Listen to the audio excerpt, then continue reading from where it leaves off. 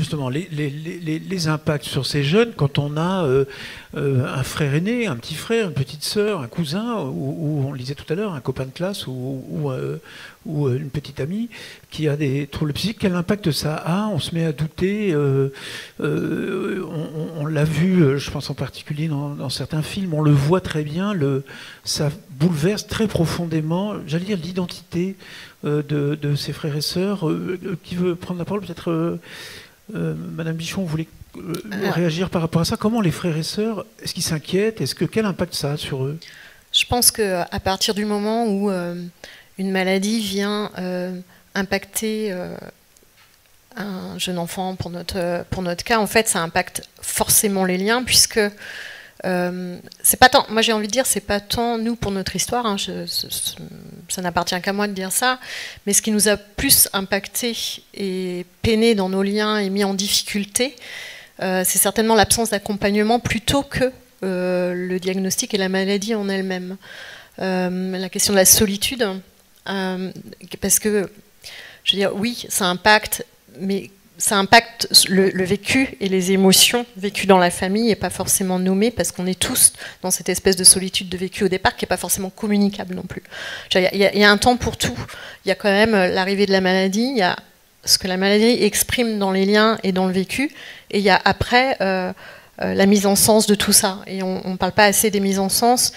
Il y a une histoire de temporalité aussi, je veux dire, c'est pas bim, votre enfant est malade, boum, vous allez faire ci, vous allez faire ça, il faut le temps de subjectiver tout ça. Mais cette question du sens, elle est essentielle. Les frères et sœurs, ils vont se dire pourquoi lui, pourquoi pas moi, pourquoi dans notre famille, pourquoi est-ce que notre famille n'est pas comme les autres, pourquoi la question du sens, j'imagine, elle revient beaucoup. La question du sens, elle revient forcément, mais là aussi, c'est des histoires singulières en fonction de chaque famille, ça s'exprime différemment. Moi,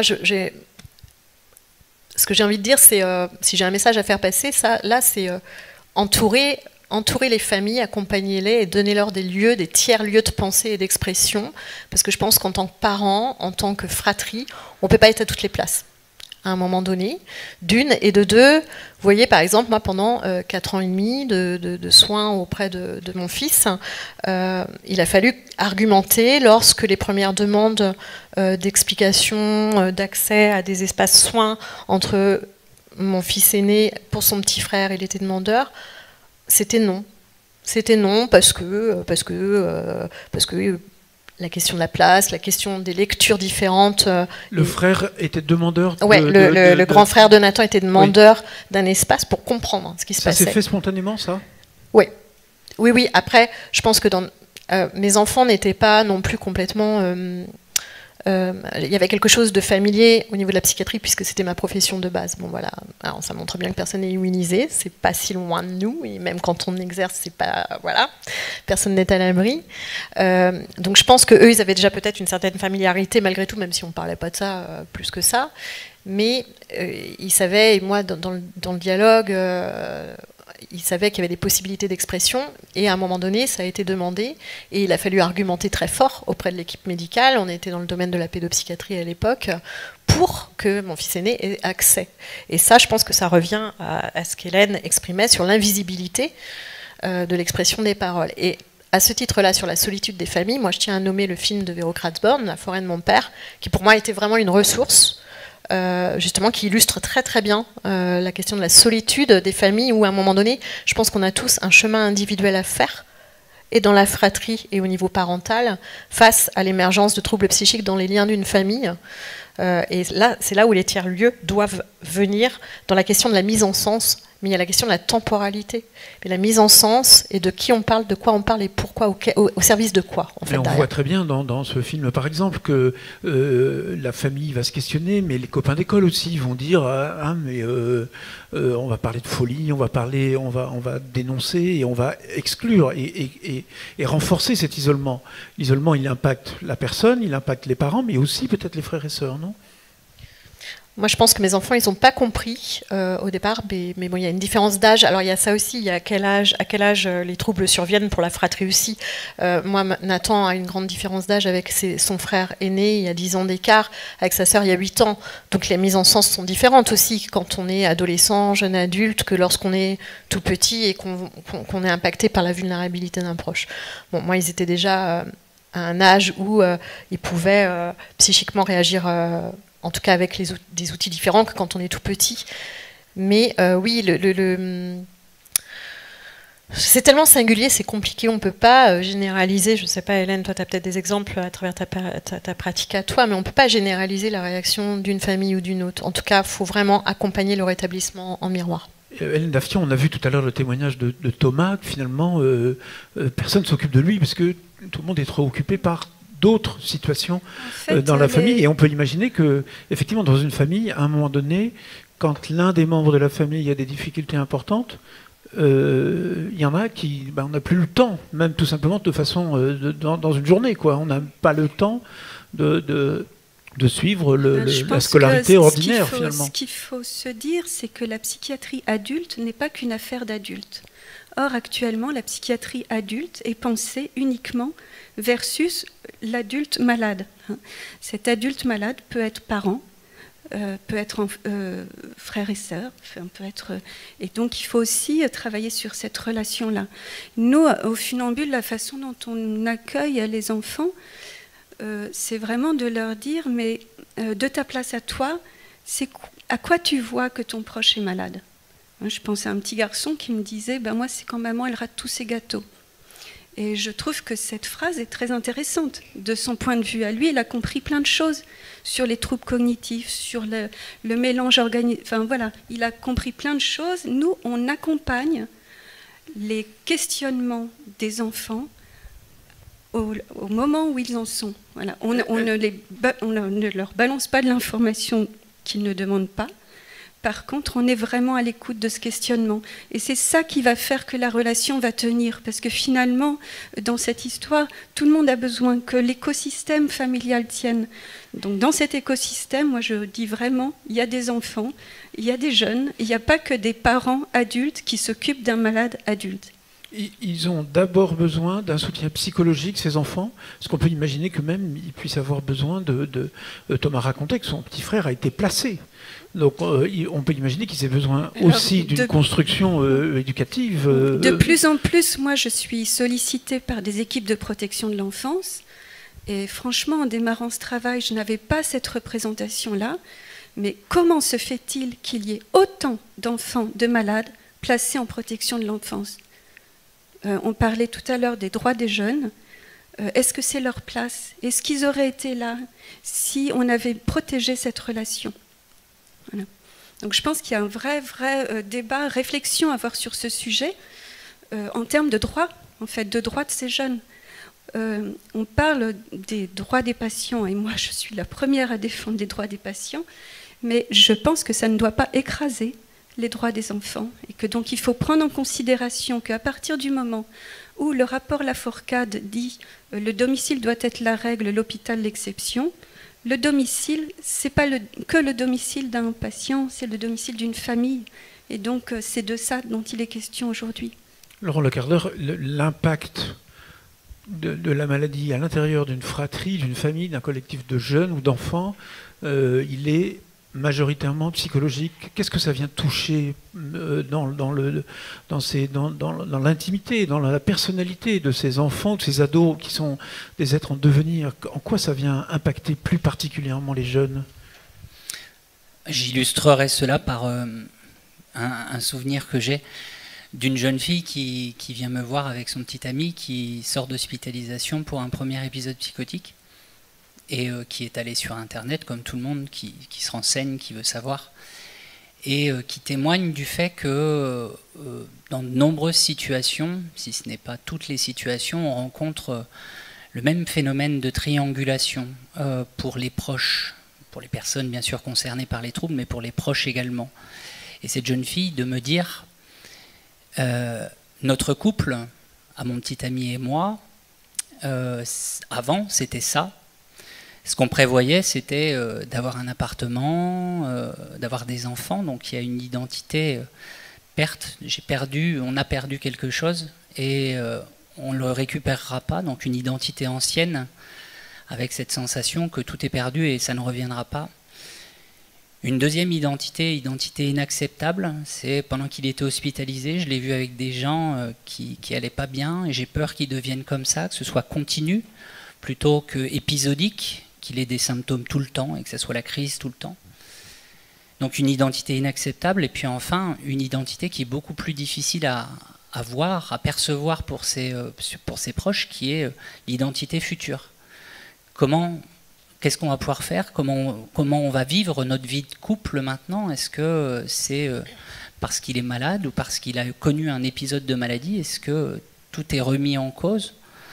Donc il y a vraiment une grande triangulation d'identité avec une reconstruction identitaire que l'on retrouve aussi chez de nombreux proches, que ce soit des proches familiaux, des enfants par exemple, ou des frères et sœurs. Et comment on va pouvoir reconstruire, enfin déjà identifier la difficulté d'un frère ou d'un sœur. Déjà, peut-être c'est la première chose, c'est se dire attention, le petit frère, il commence ça commence à être lourd pour lui, ou la petite sœur, ça fait beaucoup sur ses épaules. Comment on peut identifier qu'il y a parmi les enfants dans l'entourage, et quand on est soignant, on les voit pas forcément.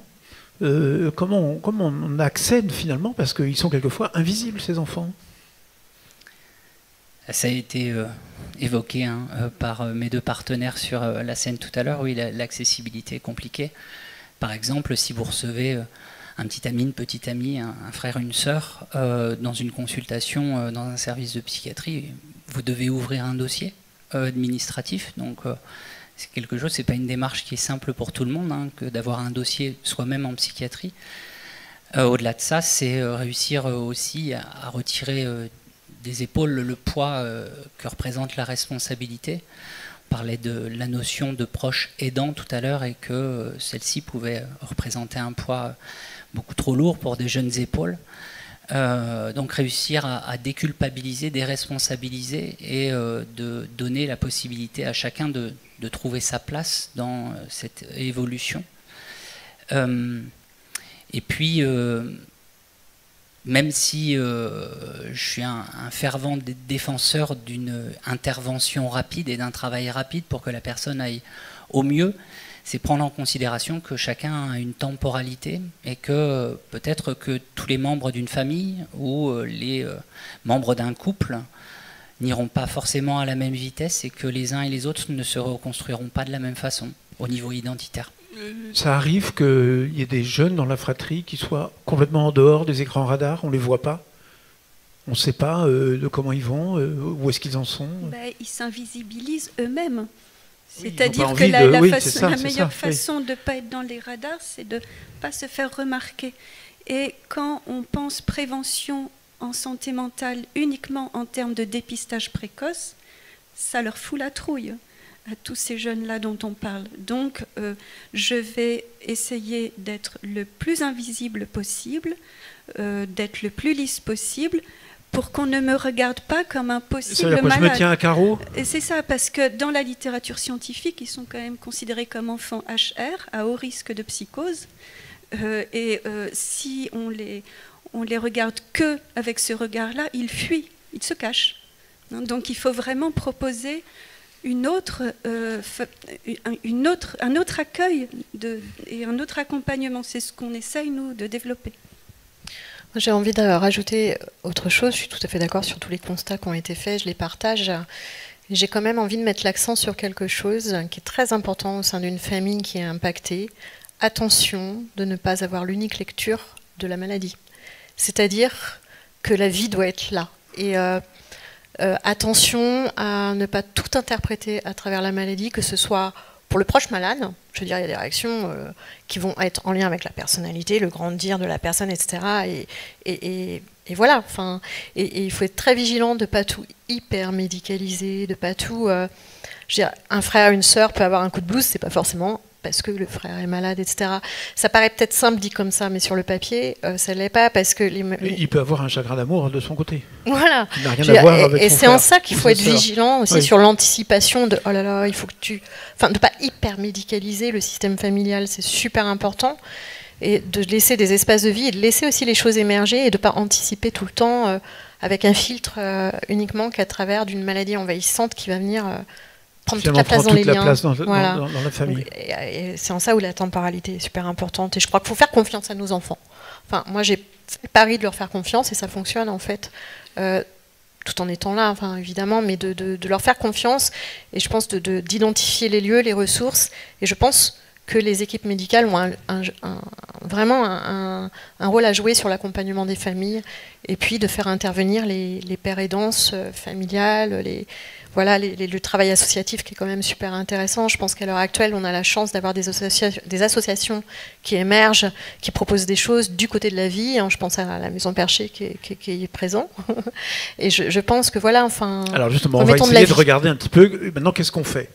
Messieurs, dames, qu'est-ce qu'on fait? Qu'est-ce qu'on leur dit à ces jeunes qui sont confrontés à la maladie mentale, à la difficulté psychique d'un parent, d'un frère, d'une sœur, d'un copain d'école? Qu'est-ce qu'on fait pour à la fois on n'en fasse pas un nouveau problème de santé, un nouveau problème médical, mais qu'on trouve quand même à la fois une écoute et puis des solutions. Alors, qui a une solution ou des pistes à nous proposer? Hélène Daftian. Je pense qu'on a déjà un peu reconnaître leur présence, ne pas faire comme s'ils n'étaient pas là. Je pense que ça, c'est le premier point. C'est juste ça, c'est quand même compliqué parce que je pense à des parents, une maman qui travaille, elle a un enfant qui a des difficultés, donc elle va avoir son travail, plus aller courir pour des rendez-vous médicaux, plus tous les imprévus, et donc du coup, à 11h du soir, on est épuisé, et si le petit il pleure... Je vais donner un exemple très, très, très récent, Vincent, de cette semaine. Je reçois 3 enfants, 7, 9 et 9 ans. Leur maman, alors qu'ils étaient en garde alternée chez elle, a fait une bouffée délirante majeure, au point où elle les a mis en danger pendant 3 jours. Le papa les a récupérés au commissariat. Ils n'avaient pas mangé pendant 3 jours. Je sais qu'elle est à l'hôpital. Le papa me dit qu'elle sort le lendemain. J'appelle le psychiatre.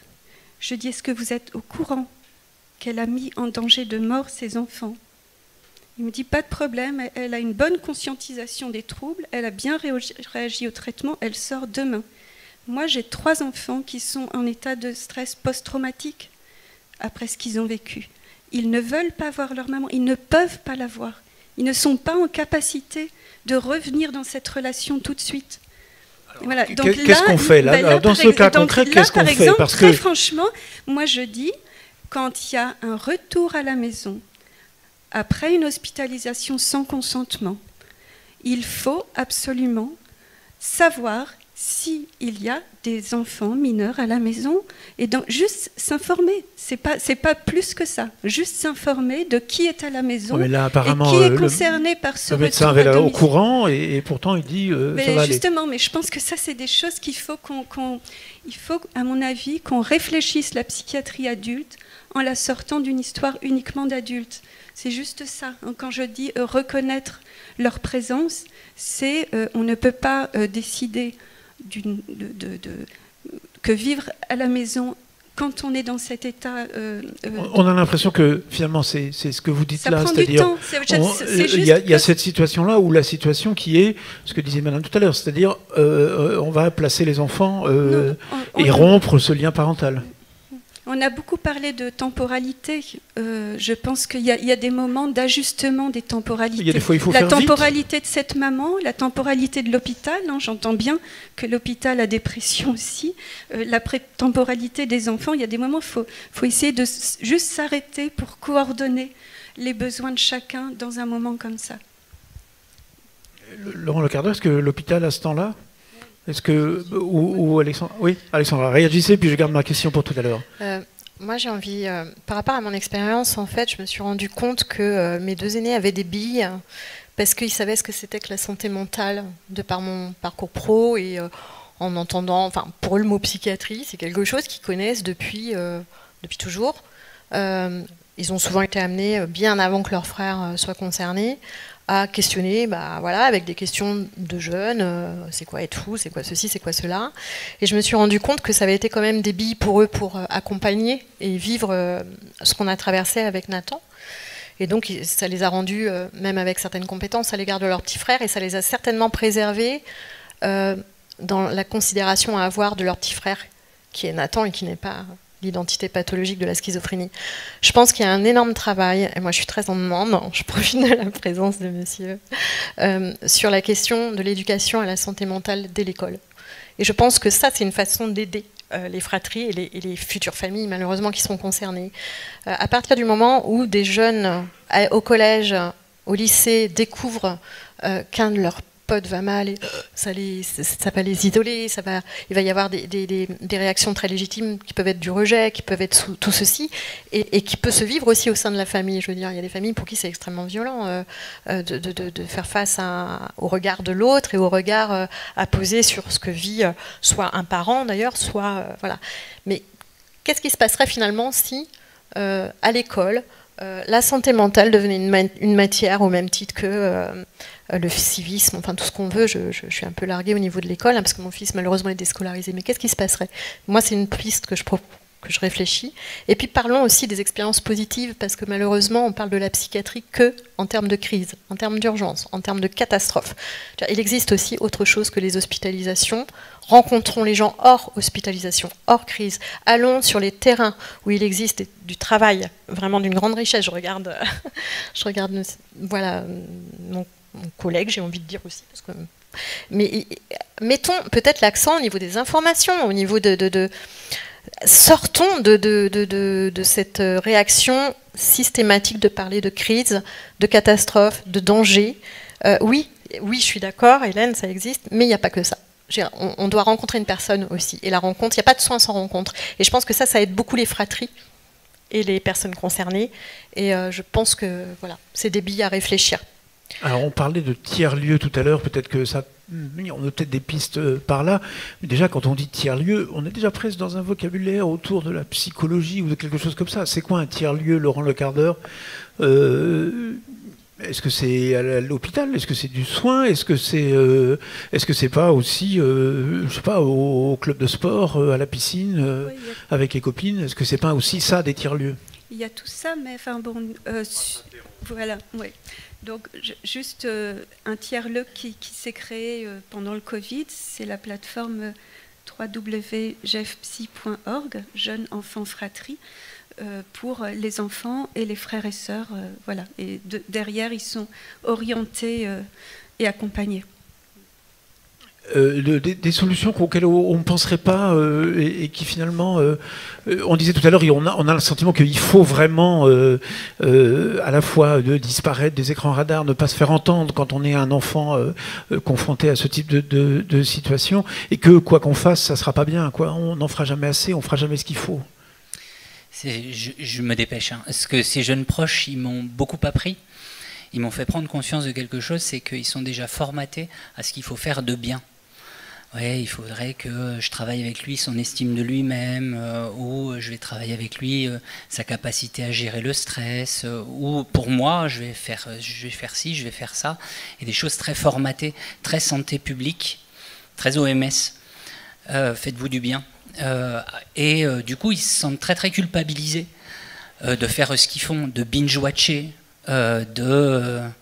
d'aller sur les réseaux sociaux pendant des heures, de demander des solutions sur des forums qui sont limite discibles, donc sur Reddit ou je ne sais, c'est d'aller chercher des solutions de leur côté. Il faut déstigmatiser, je pense, cet accès à des stratégies qui ne sont pas forcément... Ils ont le droit de passer du temps sur leur téléphone comme les autres, finalement. C'est ça, c'est ça. Et surtout, ce qui fait du bien pour l'un n'est pas forcément ce qui fait du bien pour l'autre. Alors, on va prendre quelques questions, si on a le temps, Didier Meyran, pour